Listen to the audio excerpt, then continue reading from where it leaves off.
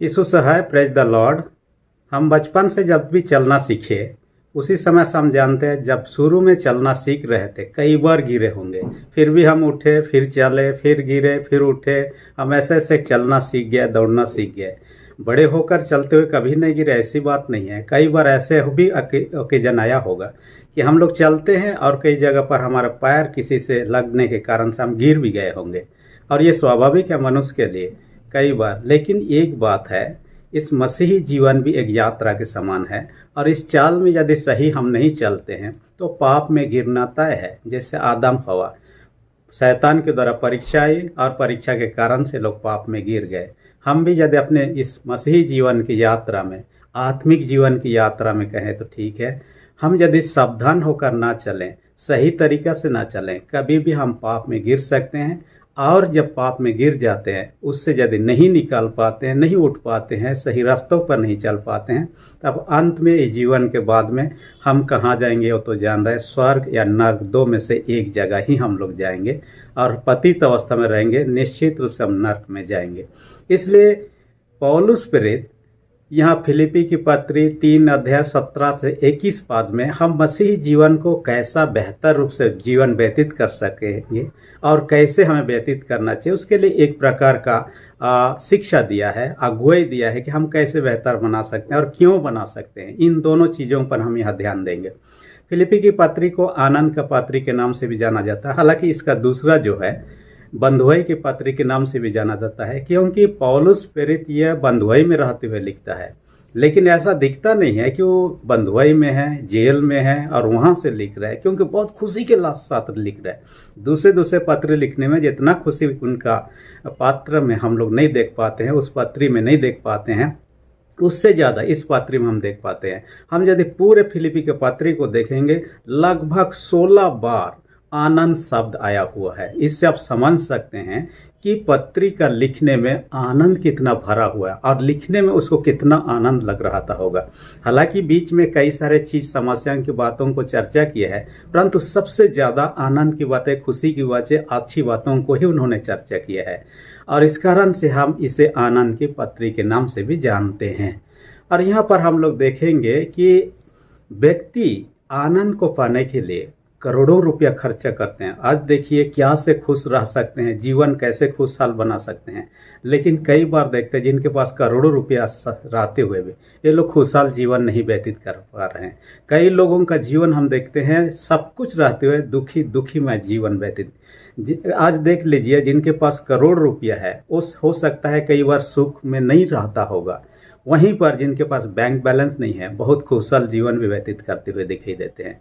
कई बार हम देखिएगा कोई लोग BMW जैसे बहुत दाम की गाड़ी में घूमते हुए देख पाइएगा, उतना खुशी कई बार महसूस नहीं करता होगा। एक साइकिल से जाने वाला व्यक्ति खुशी महसूस कर रहा होगा। इसी बात को समझाना चाह रहा था कि फिलिपी की पत्री के माध्यम से आनंदित रहो, प्रभु में आनंदित रहो।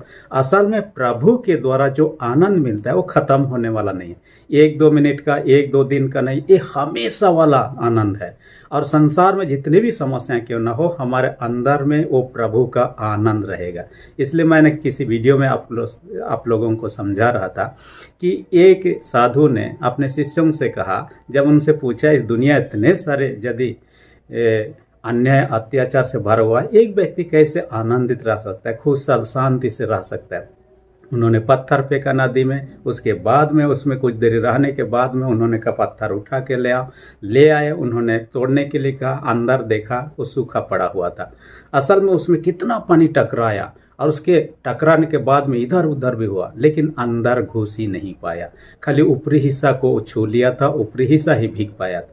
हम प्रभु में जब रहते हैं, हम आंतरिक रूप से इतना मजबूत हो जाते हैं। बाहरी दुनिया में बीमार हो सकता है, बाहरी दुनिया में समस्या हो सकते हैं, लड़ाइयाँ हो सकते हैं, झगड़ा हो सकता है, कई प्रकार की तकलीफ हो सकती है, लेकिन हम आंतरिक रूप से प्रभु में जुड़े हुए हैं तो वो आनंद को महसूस कर सकते हैं। इस आनंद को पौलुस प्रेरित महसूस किया और ये पत्री को लिखता है और चाहता था कि फिलिपी के लोग भी वो आनंद को महसूस करें। और आज हम इस पत्री के माध्यम से जो भी हम इसे पढ़ते हैं, सुन रहे हैं, उनके लिए चाहता है कि हम आनंदित रह सकें। और इसके लिए उन्होंने कुछ बातों को कहा। सबसे पहली बात जो इसके बाद 3:17 से 21 में 3 मुख्य बातों पर चर्चा करेंगे। सबसे पहली बात कहता है पौलुस के समान चाल चलना। पौलुस खुद कहता है मेरी सी चाल चलो कहता है। इसका मतलब ये नहीं कि पौलुस जैसे जैसे जो चीज़ कर रहा है उनको देखना है और वैसा ही करना है, ऐसा नहीं कर रहा है। मैं सटीक हूँ, मैं परफेक्ट हूँ, मैं बहुत ही पवित्र इंसान हूँ, इसलिए मुझे देखो, मैं जैसा करूँ वही ही करो।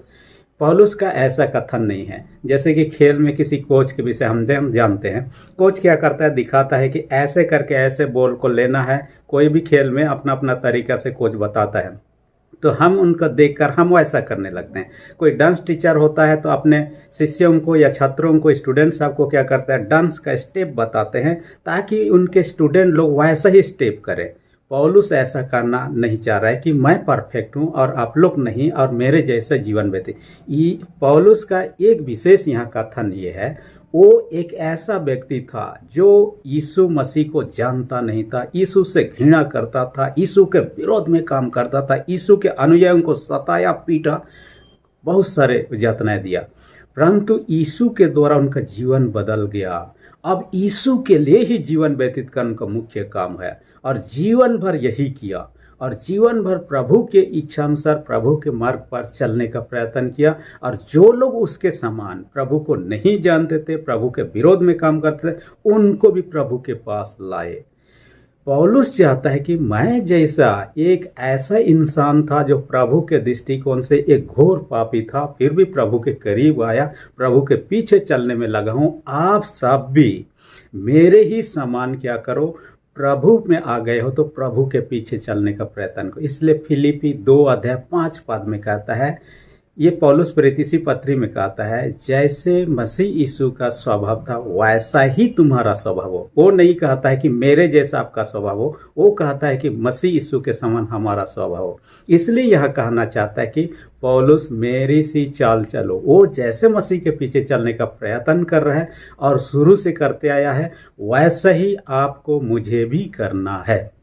चाहे कई प्रकार के कठिन परिस्थिति क्यों ना हो, उस परिस्थिति में भी हमें प्रभु के पीछे चलना है, क्योंकि संसार बुरा है और प्रलोभन, परीक्षा, समस्या, मुसीबतें हर कदम पर आएगी और इनसे यदि हम सावधान न रहें, अचानक से हम पाप में गिरने का संभावना बहुत ज़्यादा है। अब जानते हैं कि जब रस्सी में, सर्कस में कोई व्यक्ति चलता है, छोटा सा रस्सी रहता है और उसके ऊपर में चलता है। कई बार जब बचपन में सर्कस देखने गया हुआ था, हालांकि आजकल है नहीं है, मेरे को पता नहीं है, और दिखता था कि जो चलने वाले लोग होते थे रस्सी में, हमें देखकर ही डर लगने लगता कहीं गिर ना जाए, फिर भी वो कॉन्फिडेंस के साथ चलने लगता। हो सकता है कई बार हादसे हुआ हो, लेकिन तब वो कोशिश करता और वो अपने हिसाब से पार भी हो जाता। लेकिन वहाँ जहाँ गड़बड़ी हो जाए, उनका ध्यान हटे, दुर्घटना घटी जो कहता है, वो सिचुएशन आने का नौबत आता। मैं एक व्यक्ति के बारे में देख रहा था, जब पढ़ रहा था, उस व्यक्ति का नाम जो था टेकेंद्र मेले नाम का, ये फ्रांस का रहने वाला आदमी था और ये इंजीनियर से था, पेशा के रूप में इंजीनियर का काम करता, लेकिन बाद में छोड़ दिया। वो बड़ा स्टंटमैन बन गया।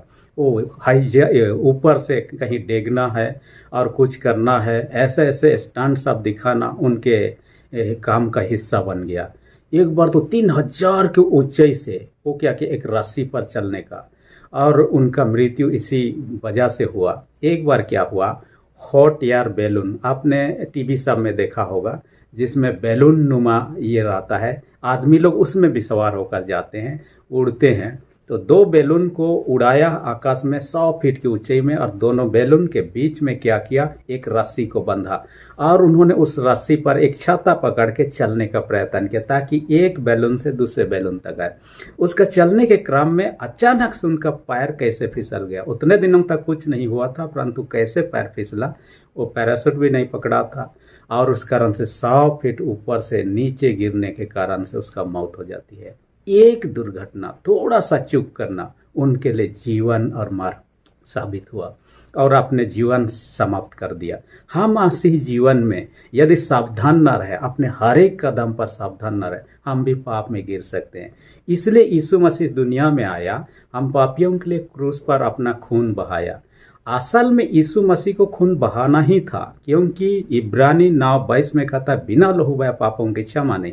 लेकिन यीशु मसीह 5 साल की उम्र में भी लहू बहा सकता था, क्योंकि लहू बहाना के द्वारा ही यदि उद्धार है। 10 साल की उम्र में भी कर सकता था, लेकिन ऐसा नहीं किया। क्यों? एक विशेष बात है, मनुष्य लोग इस संसार में इतना बुरा हो गए थे कि उनका चाल चलन ही, पूरा स्वभाव ही बदल गया था, बुरा हो चुका था। इसलिए यीशु मसीह अपने चाल चलन के द्वारा लोगों को दिखाना चाह रहा था इस पापमय संसार के बीच में एक व्यक्ति सच्चाई से कैसे जीवन व्यतीत कर सकता है। इसलिए उनको 33-33.5 साल तक इस दुनिया में रहना पड़ा, ताकि लोग देखे और उसके बाद जाने कैसे उनके पीछे चलना है, कैसे यीशु मसीह ने जीवन व्यतीत कर रहा।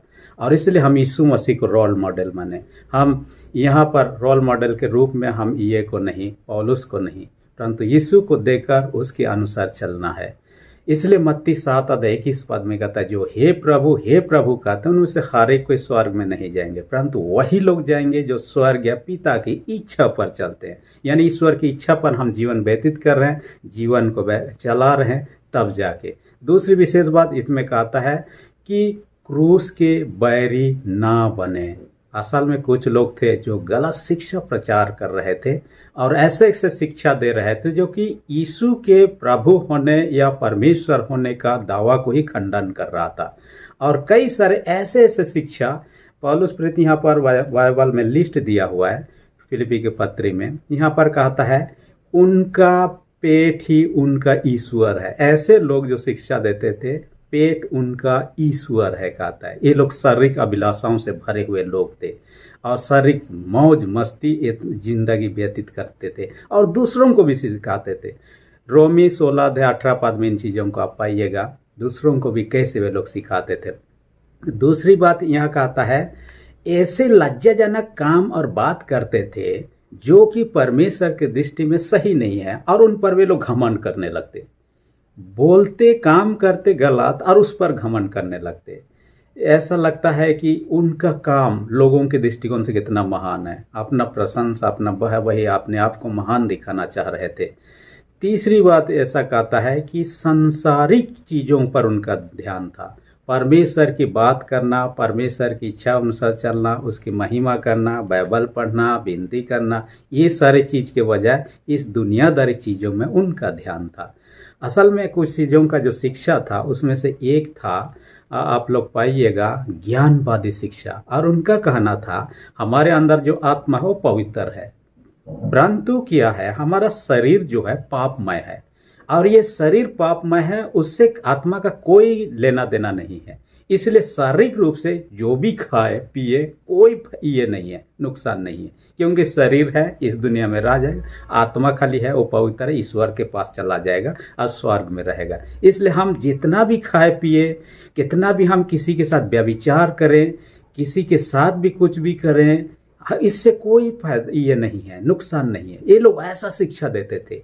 ये शिक्षा तो पूरी रीति से मसीहियत या यीशु के शिक्षा के विपरीत था। इसलिए पौलुस को यहाँ कहना पड़ रहा है कि ये लोग ऐसे शिक्षा देते हैं जिनसे हमें क्या करना है, क्रूस के बैरी है, क्रूस के शिक्षा के विपरीत हो गया है, और ऐसे शिक्षाओं से सावधान रहना है और ऐसे शिक्षा देना नहीं है, ना ही ऐसे शिक्षा देने वालों के पीछे चलना है, ना ही सुनना है। हमें तो यीशु मसीह का शिक्षा मिला है, कैसे चलना है, कहाँ चलना है, इस बाइबल में सारी बातें हैं, और हम हर दिन सुनते भी रहते हैं, पढ़ते रहते हैं, उन चीज़ों के अनुसार हम करें। लेकिन लोग, ऐसे लोग भी आज निकल रहे हैं दुनिया भर में। आप आज देखिएगा, इंटरनेट का ज़माना में दुनिया में क्या हो रहा है सारी चीज़ हमें मालूम चल जाता है कुछ ही समय में। और मैं एक व्यक्ति का विषय में बोलना चाहूँगा। बाइबल में तो पाते हैं जादूगर सिमोन के बारे में। वो जादू टोना करता था और चमत्कार करता था, जादू टोना से, परमेश्वर की शक्ति से नहीं, और लोगों को बहुत ही अचंभित करता था।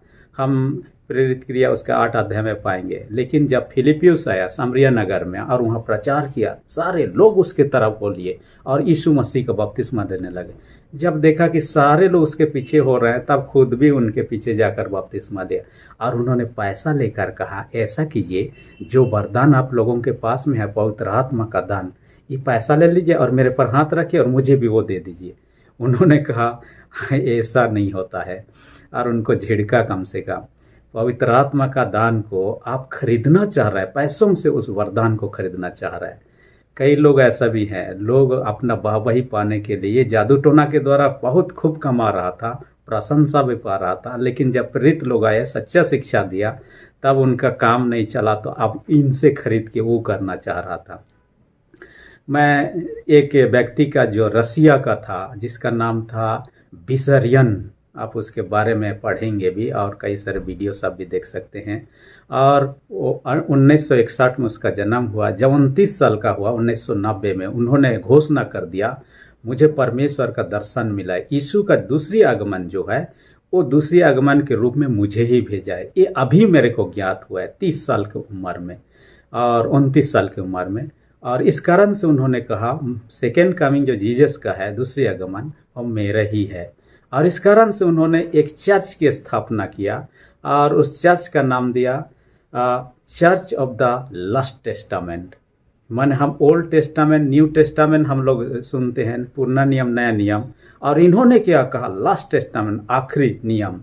और वो आखिरी नियम किताबों को भी लिखा, अपने ढंग से नियम कानून बनाया। और उसमें क्या क्या बनाया नियम कानून आप जानते हैं कि मांस मछली नहीं खाना है, साग फात खाना है, अंडा इत्यादि सब नहीं खाना है, लोगों को क्या करना है, इस दुनियादारी चीज़ों में नहीं पड़ना है, क्योंकि दुनिया अंत होने का तुरंत ही है। इस कारण से इन चीज़ों में पड़ना नहीं, अपने संपत्ति को बेच डालो और मेरे यहाँ लाओ, और हम लोग क्या करेंगे, संगतिमय जीवन को व्यतीत करेंगे। उन्होंने कई सारे नियमों को बनाया। एक समय ऐसा आया, उनके पत्नी के साथ में संबंध ठीक था, लेकिन तो उनके 2 बच्चे थे, एक बेटी एक बेटा। इतना होते हुए एक बार ऐसा नियम को बनाया, आप अपने पत्नी को त्याग सकते हैं और किसी दूसरे का पत्नी से शादी कर सकते हैं। इस तरह का नियमों को, जिनके कारण से कईयों का परिवार में इधर उजड़ पुजड़ होने लगा, अपने पत्नी को छोड़ रहा है, कोई किसी दूसरे का पत्नी बना रहा है। इस प्रकार आपने भी खुद ही क्या किया, अपना पत्नी जो पहले विवाहित थी उसको छोड़ दिया और बहुत छोटी उम्र की 16 साल की इस लड़की से शादी किया। पहले से 2 बच्चे थे और इनसे और 4 बच्चे भी हुए, और लगभग 2020 ईस्वी में ऐसा कहा जाता है कि उनका मृत्यु हो जाती है। परंतु उनके फॉलोअर्स लोग देखिए 4000 के अपने देश में ही थे, विदेश में कई सारे लोग ऐसे थे जो कि उनके शिक्षा के अनुसार चलने वाले लोग थे। ये मसीह धर्म से ही थे जुड़े हुए, परंतु उससे अलग उनका शिक्षा ये था कि सेकेंड कमिंग जो जीसस का दूसरी आगमन है, मैं ही हूँ, इसलिए दूसरा और इंतजार करने की ज़रूरत नहीं है। लेकिन पुलिस ने कई बार उनको अरेस्ट किया, जेल में डाला, उनके संगठन को ही उन्होंने इस प्रकार जो उनका नीति नियम जो कि समाज के विपरीत था, कई सारे नीति नियम उन्होंने बनाए, डिटेल में आप जाइएगा तो, जो कि समाज के विपरीत, इस कारण से उनको अरेस्ट भी किया गया कई बार। उसके बाद में उन्होंने अपने नियम में सुधार लाने का कोशिश किया ताकि ऐसा ना हो कि सरकारी नियम के बहुत विपरीत ना हो, और अब भी उसके फॉलोअर्स लोग हैं। परंतु एक बात है, ऐसे झूठे शिक्षा दुनिया भर में आज भी, मैं बेन डेविड के बारे में पढ़ रहा था जो ज्यूस के बीच में, यहूदियों के बीच में, उन्होंने भी, कई लोगों ने उसे माना ये ही यीशु मसीह है जो कि आगमन, उनको नहीं मानते यीशु मसीह का 2000 साल पहले आ चुका है। उनका कहना है पहला आगमन ही हुआ नहीं है, दूसरे आगमन की तो चर्चा छोड़िए यहूदी लोग, और वो लोग उसको मान रहे हैं बेन डेविड को कि ये वही है जो आने वाला था। हालांकि ऐसे दुनिया भर में कई जगह आप ऐसे लोगों को पाएंगे। इन चीज़ों से सावधान रहना है, झूठी शिक्षाओं से। यीशु मसीह ने मत्ती 24 अध्याय में, अंतिम दिनों में ऐसा होगा और झूठे लोग आएंगे, भरमाएंगे, चुने हों तक को भी भरमा लेंगे, इसलिए हमें सावधान रहना है। पौलुस प्रेरित यहाँ फिलिपी लोगों से कहा, आपसे मुझसे भी। तीसरी विशेष बात जो इस वचन के द्वारा से हम देखेंगे वो तो कहता है हमारा स्वदेश स्वर्ग में है, कहता है, यानी कि हम मूल निवासी कहाँ के हैं, स्वर्ग के हैं।